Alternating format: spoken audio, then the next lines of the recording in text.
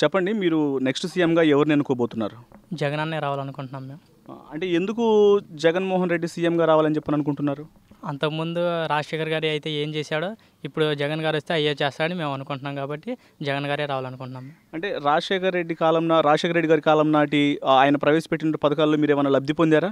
పొందాం. అంటే ఏం జరిగింది, అంటే మీరు ఏ రకంగా లబ్ధి పొందారా, ఆ పాలన గురించి బాగుందని చెప్పని మీరు ఎలా చెప్పగలుగుతున్నారు? అంతకుముందు నాకు హార్ట్ ఆపరేషన్ జరిగింది. హార్ట్ ఆపరేషన్ కావాల్సిన ₹1,00,000 ఎవరు సాయం చేయలేకపోయారు. అలాంటిది వైఎస్ రాజశేఖర రెడ్డి జగన్మోహన్ రెడ్డి గారు పథకం ద్వారా నేను లబ్ధి పొందాను. ఇప్పుడు నాకు ఆరోగ్యం బాగుంటుంది. నేను ఎలా ఉన్నానంటే ఆయన కృప ఇదంతా.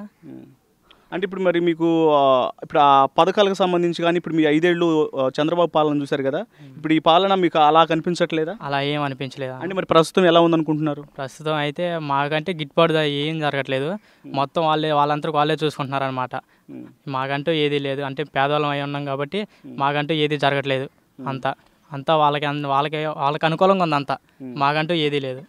ఇప్పుడు జగన్మోహన్ రెడ్డి గారు కనుక సీఎం అయితే ఎలా ఉంటుందని చెప్పని మీరు ఎక్స్పెక్ట్ చేస్తున్నారు? జగన్మోహన్ రెడ్డి గారు సీఎం అయితే మాత్రం మాలాంటి వాళ్ళకి జాబ్లు వస్తాయని మేము అనుకున్నాం.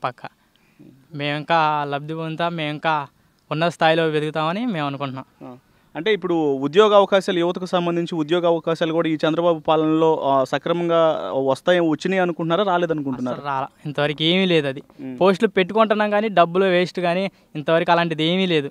నమస్తే బాబు, నమస్తే పాపా, నమస్తే అక్కయ్య, నమస్తే చెల్లెమ్మ, నమస్తే నమస్తే నమస్తే నమస్తే. ఫ్యాన్ గుర్తుకే ఓటేద్దాం, మన వైఎస్ఆర్సీపీని గెలిపిద్దాం.